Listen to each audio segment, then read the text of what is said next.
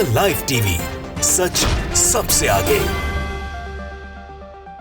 नमस्कार, the live TV आप देख रहे हो। आपके साथ मैं हूं आदित्य कुमार। इजराइल जब से जमीनी युद्ध लड़ रहा है उसको हार मिल रही है, या फिर यह भी कह सकते हैं जब से इजराइल युद्ध लड़ रहा है हर कदम पर उसे हार मिलती हुई दिखाई दे रही है। लेकिन वो इस बात को स्वीकार नहीं कर पा रहा है। वो हर जगह अपनी जीत का दावा करता है। वो ये कहता है कि हमने तो हमास को खत्म करने की ठानी है। लेकिन इजराइल इतना बड़ा देश जो अपने आप को इतनी हाईटेक सुरक्षा और हाईटेक हथियारों से लैस बताता है, वो हमास का मुकाबला नहीं कर पा रहा है। हमास के लड़ाके उसको मुंह तोड़ जवाब दे रहे हैं, उसकी सेना को जो है नस्तानाबूद कर रहे हैं। अब उनके प्रवक्ता भी इस बात को स्वीकार करने लगे हैं। जी हाँ, आप सही सुन रहे हैं। इजरायली प्रवक्ता का एक जो है बयान सामने आया है जिसमें उसी तौर पर कह रहा है किस तरीके से वो हमास से टकरा नहीं पा रहा है। गुलाम नबी मादनी है, उन्होंने बाकायदे एक एक्स पर पोस्ट किया है जिस पर लिखा है, जो चीजें हैं वो सीधे तौर पर लिखी गई हैं। पहले ये लाइन उन्होंने अंडरलाइन की है कि हमास हमारे खिलाफ हर तरह के खेल खेल रहा है। यह बात इजरायली प्रवक्ता द्वारा कही गई है कि हमास हमारे खिलाफ हर तरह का खेल खेल रहा है।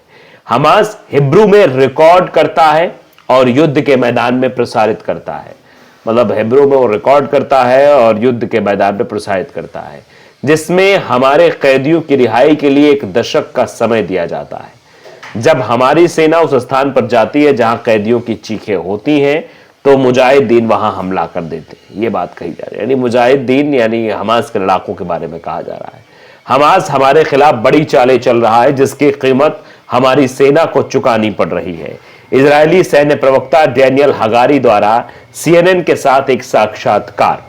तो इजरायली सैन्य प्रवक्ता डैनियल हगारी के द्वारा ये बातें कही गई हैं कि इस तरीके से हमास हम पर हमला कर रहा है, हमास हमको जो है परेशान कर रहा है। ये सीधे तौर पर बात उनके द्वारा कही गई है। आप जानते हैं कि अभी IDF ने 3 जवानों को मतलब IDF के जवान थे, उन्होंने 3 इजरायली लोगों को मार डाला है, जिसके बाद से बड़े सवाल जो है खड़े हो गए थे कि आखिरकार किस तरीके से ये चीजें की जा रही हैं। गाजा युद्ध में इजरायली सैनिकों से बड़ी गलती हुई है। खतरा समझकर उन्होंने अपने ही 3 नागरिकों को गोली मार दी, जिसके बाद ये मामला और ज्यादा उठ गया है। IDF प्रवक्ता ने कहा कि गोलीबारी में तीनों की मौत के बाद सैनिकों ने उनका किया तो मृतकों की पहचान के बारे में तत्काल संदेह पैदा हुआ। उनके शवों को तुरंत जांच के लिए इजराइल में स्थानांतरित किया गया, जहां उनकी पहचान इजरायली नागरिकों के रूप में हुई जिन्हें हमास ने बंधक बना लिया था। तो अब ये सब कुछ होने के बाद बड़े सवाल खड़े हो गए हैं। गाजा में जारी युद्ध के बीच इजरायली रक्षा बलों से बड़ी गलती हो गई। टाइम्स ऑफ इजराइल ने IDF के प्रवक्ता डैनियल हगारी के हवाले से बताया कि इजराइल रक्षा बलों यानी कि IDF ने 7 अक्टूबर के हमले के बाद हमास द्वारा बंधक बनाए गए अपने 3 नागरिकों को खतरा समझकर उन पर गोलीबारी कर दी। इस घटना में तीनों नागरिकों की मौत हो गई है। डैनियल हगारी ने कहा कि IDF इस दुखद घटना की जिम्मेदारी खुद लेता है, जिसके बाद से लेकर अब तक प्रदर्शन चल रहे हैं तेल अवीव में IDF के जो हेडक्वार्टर उसके बाहर। उन्होंने कहा कि यह घटना उसी क्षेत्र में हुई जहां इजरायली सैनिकों ने आत्मघाती हमलावरों सहित कई आतंकवादियों का सामना किया। 3 इजरायली बंधकों में से 2 की पहचान योतम हैम और समर तलालका के रूप में हुई है। हैम को किफार अजा से बंधक बनाया गया था और समर तलालका का निराम से अपहरण हुआ था। हगारी ने तीसरे बंधक के परिवार के अनुरोध के कारण उसका नाम सार्वजनिक नहीं किया है। 2 का नाम सार्वजनिक किया गया है। यह पूछे जाने पर कि तीनों बंधक हमास की कैद से छूटे थे, हगारी ने कहा कि सेना का मानना है कि तीनों बचकर भागने में सफल रहे या फिर उन्हें छोड़ दिया गया था। IDF प्रवक्ता ने कहा कि गोलीबारी में तीनों की मौत के बाद सैनिकों ने उनको जो है मृत घोषित कर दिया। मृतकों की पहचान के बारे में तत्काल संदेह पैदा हुआ। उनके शवों को तुरंत जांच के लिए इजराइल में स्थानांतरित भी कर दिया गया, जहां उनकी पहचान इजरायली नागरिकों के रूप में हुई है। जनरल हगारी ने कहा कि यह सभी के लिए एक दुखद और दर्दनाक घटना है। जो भी हुआ उसके लिए IDF जिम्मेदार है। उन्होंने कहा कि IDF हमारे सैनिकों से हुई इस गंभीर गलती के कारणों का पता लगाने की कोशिश कर रहा है। हगारी ने आगे कहा कि IDF ने तुरंत घटना की जानकारी और जांच शुरू कर दी है। यह एक दुखद घटना है जो एक युद्ध क्षेत्र में हुए, जहां सैनिकों ने हाल ही के दिनों में आज कई आतंकवादियों का सामना किया और कड़ी लड़ाई लड़ी है। मतलब जीत हासिल नहीं की है, कड़ी लड़ाई लड़ी है। कड़ी लड़ाई उसी से लड़ी जाती है जो सामने वाला ताकतवर होता है। आईडीएफ प्रवक्ता ने कहा कि कई ऐसी घटनाएं भी हुई हैं जिनमें हमारे सैनिकों को हमास के आत्मघाती हमलावरों का सामना करना पड़ा है। ऐसे हमले भी हुए जिनमें आतंकवादियों ने हमारी सेना को लुभाने और उन्हें जाल में फंसाने की कोशिश भी की है। इस दुखद घटना के तुरंत बाद आतंकवादियों के साथ एक मुठभेड़ हुई। ये आतंकवादी कह रहे हैं उसे, लेकिन आतंकवादी कौन है ये आप अच्छी तरीके जानते हैं। बच्चों और मासूमों को मारने वाला ही आतंकवादी हो सकता है। हगारी ने कहा कि आईडीएफ इस आपदा पर गहरा दुख व्यक्त करता है और मृतकों के परिवारों के दुख में शामिल है। हम तीनों मृतकों की आत्मा की शांति के लिए प्रार्थना करते हैं।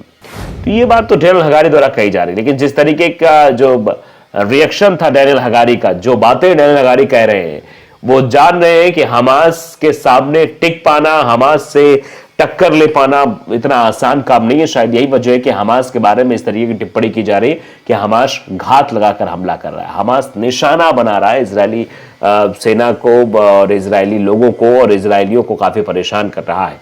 तो जिस तरीके से अभी युद्ध आगे चल रहा है, अभी ये आगे और चलेगा, इसके खत्म होने के अभी कोई आसार फिलहाल नहीं दिखाई दे रहे हैं। लेकिन जिस तरीके से लगातार अपडेट्स आ रहे हैं वो जो है अब तरह तरीके की बातें हैं। अब इसे अभी हाल फिलहाल में बात चल रही है कि अब फिर से युद्ध विराम होगा, फिर से वापस हो जाएगा, बंधकों की रिहाई को लेकर बातचीत चल रही है। आप देखिए ये अभी अपडेट है कि बंधकों की रिहाई के लिए चल रही बातचीत, कतर में के पीएम से मिले मोसाद के चीफ। इजरायल और हमास के बीच चल रहे युद्ध की वजह से गाजा में मानवीय संकट पैदा हो गया है। गाजा की आधे से ज्यादा आबादी भूखमरी के शिकार हो गई है। ये हालात वहां पर बनते हुए दिखाई दे रहे हैं। जिस तरह के हालात बन रहे हैं उन्हें देखते हुए ऐसा लगता है कि युद्ध अभी रुकने वाला नहीं है। इजरायल और हमास के बीच चल रही जंग में 18,700 से ज्यादा फिलिस्तीनियों की मौत हो चुकी है, जिसमें से 70% महिलाएं और बच्चे शामिल हैं। गाजा पट्टी की आबादी 22 लाख से ज्यादा है, जिसमें से 85% लोग बेघर हो चुके हैं।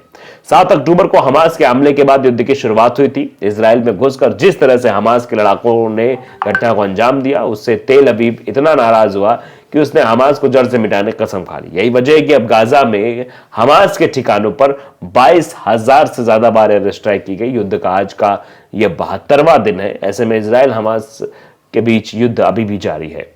इजराइल के प्रधानमंत्री बेंजामिन नेतन्याहू ने इशारा किया है कि गाजा में हमास के चंगुल में बंधक बने हुए लोगों को रिहा करने के लिए नई बातचीत चल रही है। नेतन्याहू ने कहा कि बंधकों को वापस लाने और युद्ध को जीतने के लिए गाजा में इजरायली सेना के लगातार बल प्रयोग की जरूरत थी। मैं अपनी बातचीत करने वाली टीम को जो निर्देश देता हूं वो उसी दबाव पर आधारित है।